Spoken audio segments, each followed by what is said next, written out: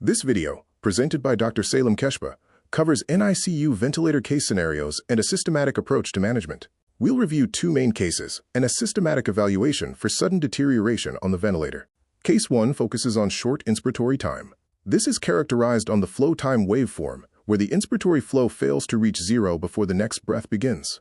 In this clinical case, a 29-week-old infant with RDS on PCAC mode is tachypneic and desaturating. The VTE measured is low at 3 milliliters per kilogram. The nurse is concerned the baby is working harder than expected. This leads us to question the flow time waveform. The abnormal waveform for a short inspiratory time shows the flow stopping above zero before expiration. The corrected waveform, with a prolonged TI, allows inspiratory flow to fully decelerate to zero, ensuring complete tidal volume delivery. Here is a real-life example of the flow time waveform in short inspiratory time. Notice the flow does not return to the baseline before the next breath begins.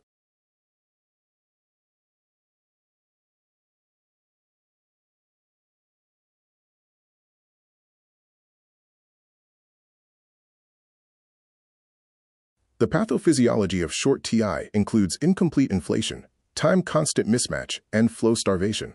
These can lead to hypoxemia, hypercapnia, atelectrauma, and increased work of breathing. Normal inspiratory times vary by gestational age. The clinical management strategy centers on adjusting TI in small steps, aiming for 3 to 5 times the time constant. You should also consider volume-guaranteed ventilation and adjust TI based on the underlying disease, ensuring the flow time waveform returns to zero. Case 2 involves ETT obstruction or kinking, identified by blunted inspiratory flow and low tidal volume on the ventilator waveform. A 32-week infant with TTN versus RDS acutely deteriorates with desaturation to 82%, high FiO2 needs, poor chest rise, and diminished breath sounds. The ventilator alarms for high airway pressure and a flow sensor query. VTE is very low. The ventilator waveform shows a blunted flow pattern and very low volume. This, combined with the high airway pressure alarm and flow sensor alarm, strongly suggests increased resistance from ETT obstruction. The differential diagnosis for blunted flow and low VTE starts with ETT kinking or secretions. Rarer causes include ETT disconnection or a leak. A pneumothorax must always be ruled out. Immediate bedside management includes disconnecting and handbagging the patient, inspecting the ETT, suctioning, and considering repositioning or replacing the tube. Section 3 introduces the BOLD-PEEP framework, a systematic approach for evaluating sudden deterioration on the ventilator, particularly in cases of acute desaturation and bradycardia. The BOLD-PEEP acronym helps systematically evaluate sudden ventilator deterioration. B is for bad or worsening lung disease, O for obstructed ETT, L for long or wrong ETT, D for displaced ETT.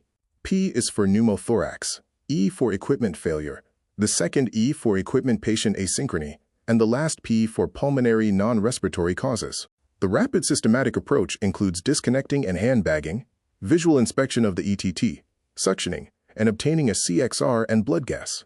Follow-up steps involve transillumination and other investigations based on the clinical picture and alarm interpretation. This reference table summarizes common ventilator alarms, their common causes, and the appropriate clinical approach. It is a valuable tool for quick decision-making during an acute event. When respiratory intervention fails, always consider non-respiratory causes of deterioration on the ventilator. These include sepsis, acute anemia or hemorrhage, metabolic acidosis, cardiac issues like tamponade, seizures, and hypoglycemia. Urgent investigations include echo, blood gas, glucose, and a septic screen. Let's test your knowledge with a board-style multiple-choice question. A 28-week infant on a ventilator is triggering at a high rate with low minute ventilation and low VTE, and the flow time waveform does not reach zero. The SpO2 is dropping. The most appropriate immediate intervention is to increase the inspiratory time. Increasing the inspiratory time, or TI, allows for complete exhalation, improves tidal volume delivery, and reduces auto-PEEP. Short TI is indicated by the flow not returning to zero before the next breath.